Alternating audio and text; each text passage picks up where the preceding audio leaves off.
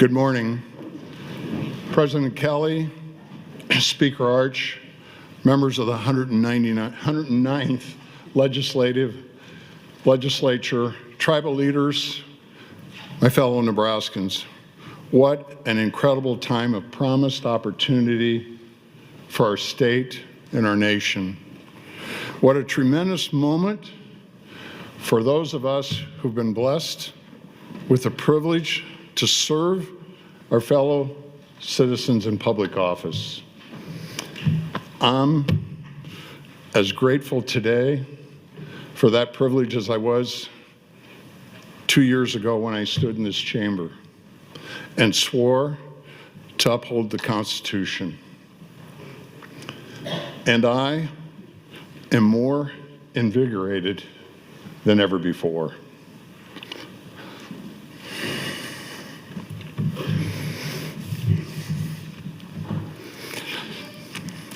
I recently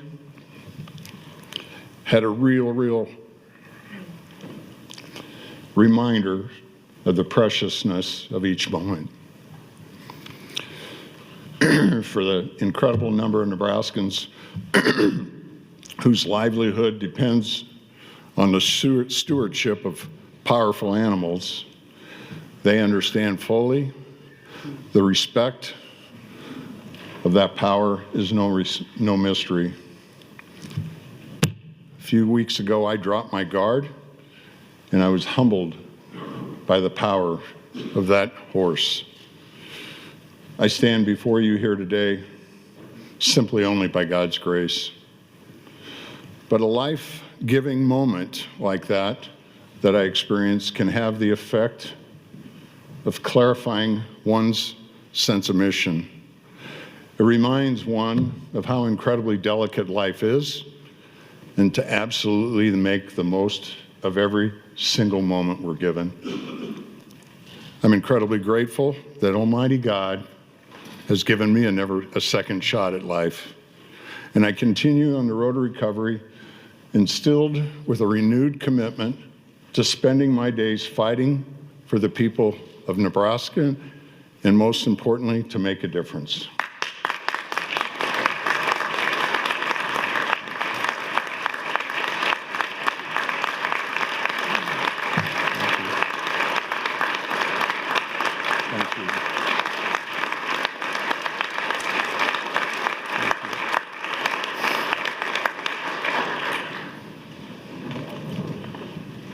I'm incredibly grateful, not many words to use that I can find to express my gratitude and love for Suzanne, for her constant love and care, and I'm unbelievably grateful the outpouring and support of so many Nebraskans.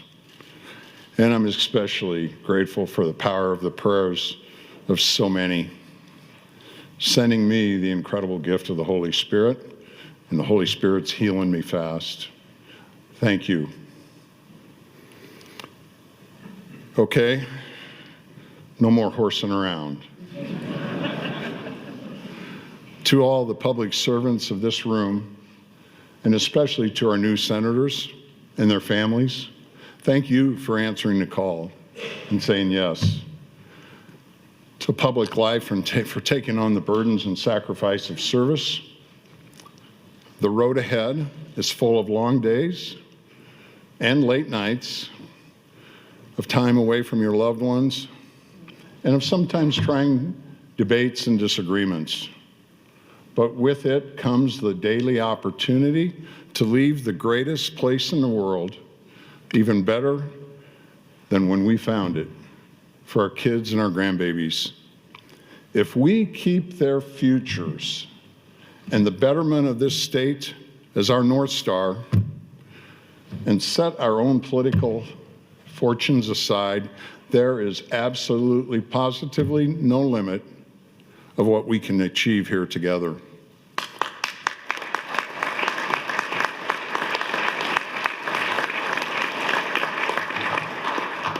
I am incredibly excited to partner with both the veterans and the new arrivals of this legislature.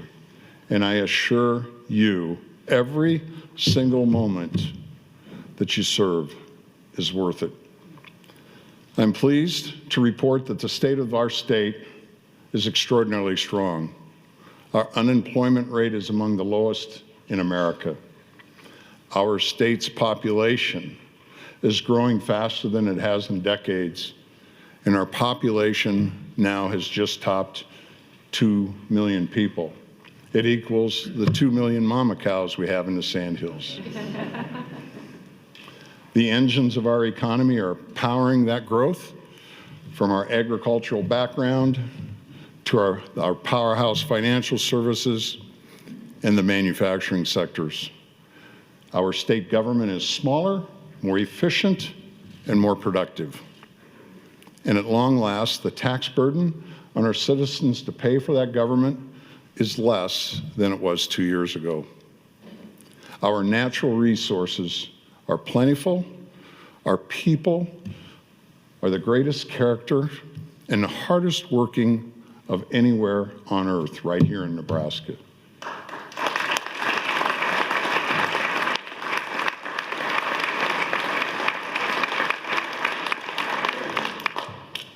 As I love to always say, everywhere I go, what do you love the most about Nebraska? And the answer is it's the people. And it soon will be morning again in America with the return of a presidency and Congress committed to making this nation prosperous, secure, strong, and healthy again. But even with these strengths, this legislation affords us a tremendous opportunity to take further steps forward. Simply put, the work of making Nebraska a low-tax state is far from over. We should remember how we got here, why our tax system is so out of whack. In the past, during a period of deflation, hard for us to remember that, but there were periods of deflation 10 and 15 years ago, our city, county, and state governments grew at an excessive rate. There was little fiscal restraint, and the result was bloated government growing unchecked on the backs of our people. The burden is upon us today to fix it now. To make Nebraska competitive with our neighbors, we must set the example at the state level. Despite dire warnings of budget shortfalls, I'm presenting a budget that shrinks state spending by 0.5% over the next biennium. In fact, if you set aside the increased and unreimbursed Medicaid spending required by the federal government, state spending in this budget is reduced by 2.3%.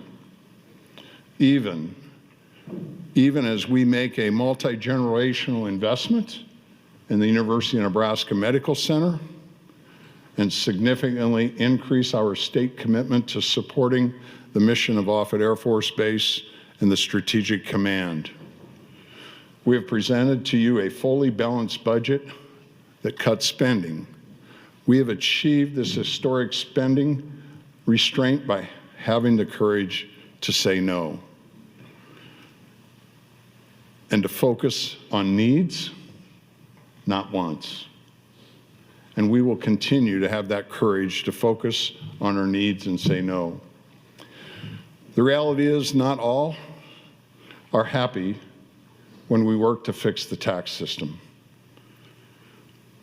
But as my dad used to say and tell us on the farm, what on earth does happy have to do with it? We have work to do. Our job as public servants is not to make everyone happy, much less any one industry or special interest group. Our job is to focus on schools, on public safety, on our roads and infrastructure, and the critical services that Nebraskans need. That's what we need to do for Nebraska and Nebraskans and nothing else. This year, we will prioritize improvements to Nebraska's school funding system. TIOSA, Nebraska's 30-year-old formula for school funding, remains broken. burdening local communities and property taxpayers in districts with limited resources, and shortchanging our kids. It would shock most Nebraskans to hear that 25 years ago, there were 226 school districts that received state aid. 24 years later, in 2024, guess what the number is? 60. That was not the intent with the original law. We are going to have the courage to make serious and lasting fixes to this system. I will establish a blue ribbon commission of experts to cut through the bureaucracy and vested special interest in our current school funding system and recommend a new model for Nebraska, which this legislature will be able to consider and adopt. And along with other technical changes to strengthen TIOSA, Senator Hughes is championing a bill that will honor the state's constitutional obligation to fund K-12 education by increasing foundation aid per student across the state, consistent with the principle that school funding should always follow the student, not the system.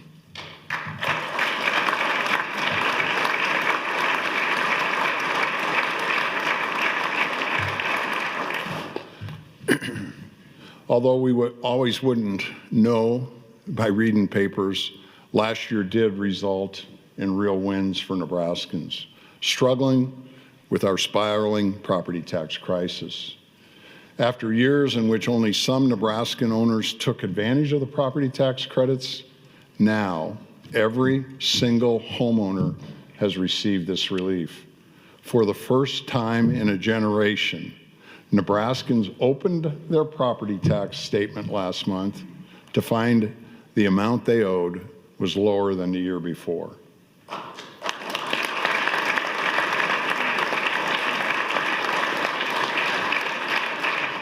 Like many of you, I've been overwhelmed by the gratitude shown by so many Nebraskans for this relief.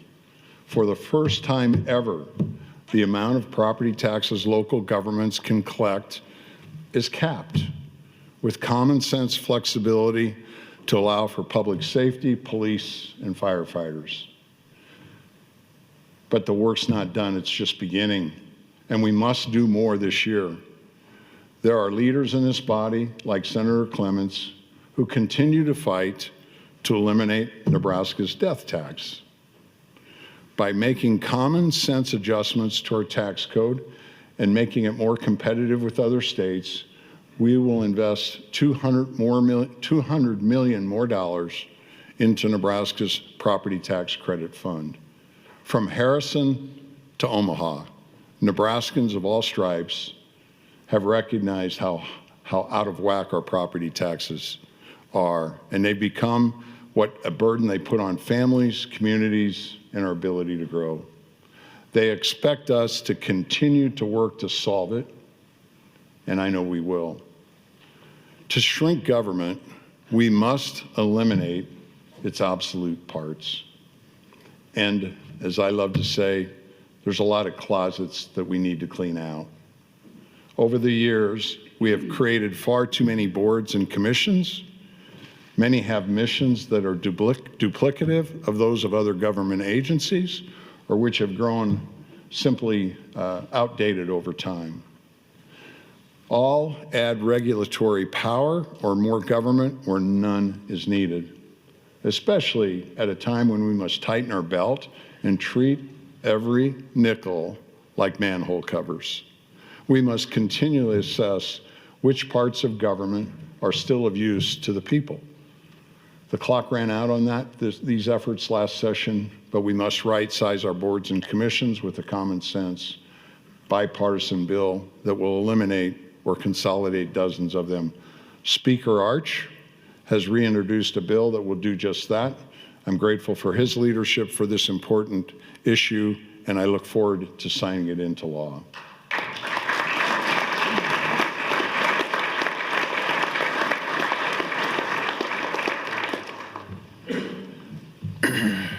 We have an opportunity to consolidate and streamline two of our major code agencies. Water is the lifeblood of Nebraska. And what we do to protect our quantity and to improve our quality of water, I believe, will be our legacy. Through both our vast system of surface waterways and our treasured pot of gold, the Ogallala Aquifer, we have a natural hedge against drought and therefore a God-given foundation for our agriculture and the industrial economy to weather it through the toughest of times. State government bifurcates its management of this resource through two separate departments, the Department of Environment and Energy and the Department of Natural Resources. By doing so, we needlessly divide our focus on water quality and quantity, and given the interrelatedness of these two things, this just simply doesn't make any sense. Further, it places us, Nebraska, out of step with our neighbors and uncompetitive with the majority of our fellow states. For our most treasured resource, water, to remain the envy of North America, our Ogallala Aquifer is the most sustainable and largest underground aquifer in the Western Hemisphere. To remain the envy of the Western Hemisphere for the next 7 generations, a new model of stewardship is needed. I'm grateful to Senator Brandt for carrying an important measure that will combine the Department of Energy Environment and the Department of Natural Resource and establish a new combined Department of Water, Energy, and Environment. It will save cost, it will eliminate duplicative overhead, and it will streamline the mission of stewarding and protecting our natural resources and environment, and enhance collaboration between our people as well. We have begun to work on consolidating of all the important work of these two agencies under unified leadership, and I look forward to working with you to carry that work to its completion. Now, more than ever, it's vital that our state speaks with a unified voice on the national stage. For 3 decades, under current allocation of electoral college votes by congressional district, we have divided our voice and diminished our impact in presidential elections. Not one of our fellow states, except for one, has followed down this path. Now is the time to fix it. And I thank Senator Lippincott for his leadership and giving it the priority it deserves. With no presidential election around the corner, there's no better time than now to dispassionately deliver on the will of the majority of the people of this state, to honor our constitutional founding and unify our voice in our most important exercise of democracy. I call on this body to end this 30-year experiment and pass winner-take-all this legislative session.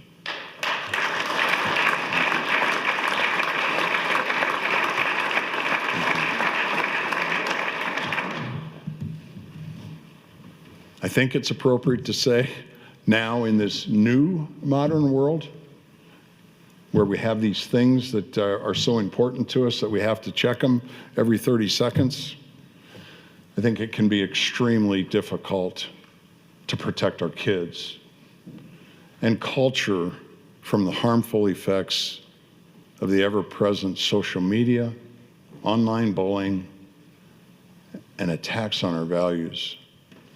Every parent knows firsthand the worry of what their kids are being exposed to online and on screens. I believe here in Nebraska, we need to level the playing field between parents and the big tech giants. I'm grateful to Senator Sanders, Senator Hardin, Senator Bozen, and Senator Storer for introducing a package of bills to protect our children from the harms of social media ban phones in classrooms, and fix our child pornography laws to include AI-generated images. Think about this. We protect our kids from tobacco. We protect our kids from alcohol. We protect our kids from tattoos until certain ages. And we even restrict the age of when kids can work. Do you think we should take that one up too? There's no reason why we should not protect their mental health from the damage caused by social media too. We must protect our kids, and especially our daughters and granddaughters, in other ways. In a world where common sense has become uncommon, it remains our North Star here in Nebraska. It's hard to understand a small minority of people believe it's acceptable to allow biological boys to share bathrooms, locker rooms, playing fields with girls. This is unfair, unconscionable, and a recipe for predatory behavior. Senator Kauth has brought back a new and improved Stand With Women Act, which will make sure that women's spaces are protected for women. I don't want my granddaughters that are sitting up there in the first row, for that matter, sharing a locker room with boys. And I don't want them competing against boys. And I know the overwhelming majority of Nebraskans agree. Pass the Stand for Women Act to my desk so we can protect common sense and young girls here in Nebraska.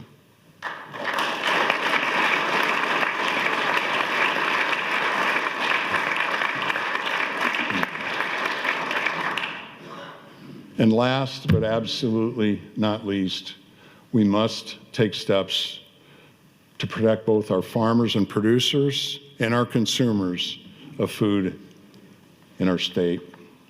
I'm grateful to Senator Jacobson for his work to protect farmers' data from being taken advantage of by large corporate and big data interests. We have another opportunity to protect both consumers and our agricultural producers in a single step.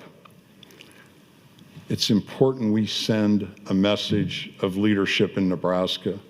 The big food industry wants to flood our supermarket shelves with deceptively named products that purport to be meat on par with what our ranchers, feeders, and farmers produce throughout Nebraska. But the hardcore reality is really simple. This stuff is made in bioreactors and is a masquerade of the original with unreliable protein, unknowable ingredients, and a flat-out dishonest label on the front. It's really important for us all to be on the same page. The backers of these products are all cut from the exact same cloth. They are anti-farmer activists who are the modern-day Trojan horse that wants to put our agricultural producers and everything tied to agriculture out of business. It's really, really important that all of us recognize that. I will never stop fighting for Nebraska's farmers and ranchers. And I stand, thank you.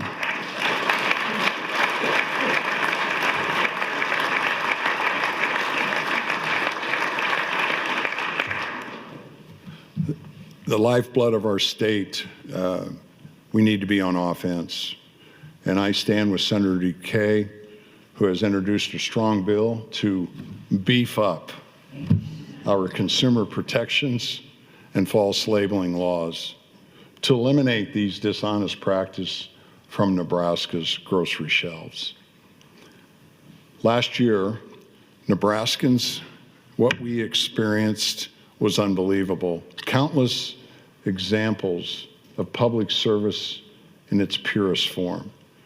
In 2024 was a year where we felt the wrath of Mother Nature time and time and time again. Record blizzards, raging wildfires, torrential floods, and extraordinary vicious tornadoes. It set the stage for a record 11 declared emergencies last year, throughout the year.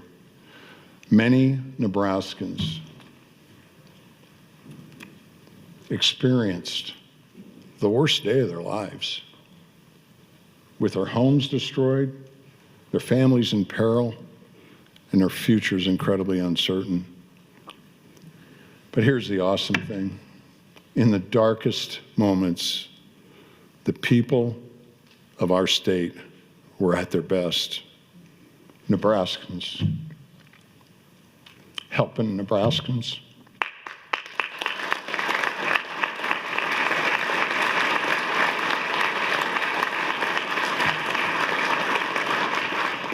And the strength and incredible grit and determination of our people shone through the brightest.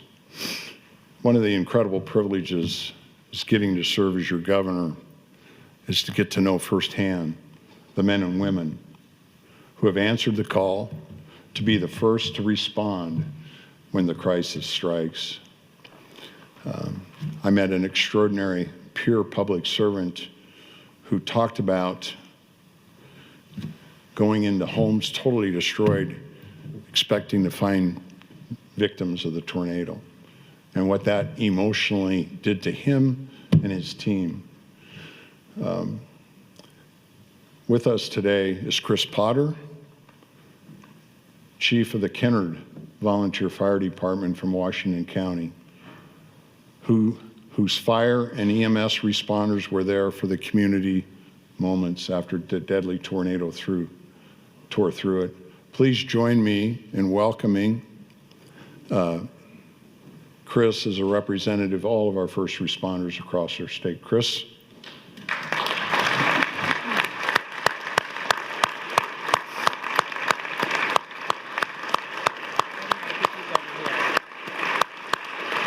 Chris is over to our right under the balcony. Thank you,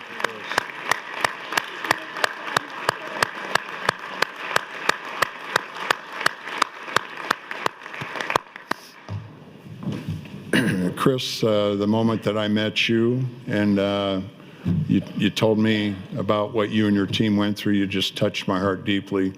And all your incredible work, your leadership, we're incredibly grateful, so thank you. Also with us today is the entire Nebraska Emergency Management Agency team, better known as NEMA. These dedicated people are the hub of the wheel of our state's emergency response system. I know I have taken what they do totally for granted. When the call comes in the middle of the night, they're the ones that start making it happen. Their work is not seen. It's really unknown to most of Nebraskans. But that in no way diminishes the dedication of their work or the pride which they do it in. Please join me in welcoming the NEMA team and honoring them and thanking them. Our NEMA team, please stand up. Yeah, please.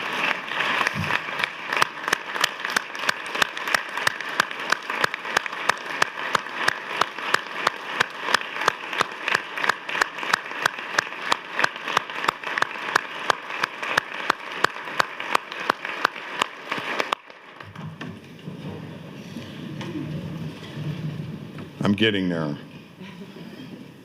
Many important issues will consume our focus throughout this legislative session. I pledge to you that we will be your partner throughout it all. Thank you from the bottom of my heart for everyone stepping up and answering the call of public service. And it's really important that we thank your families.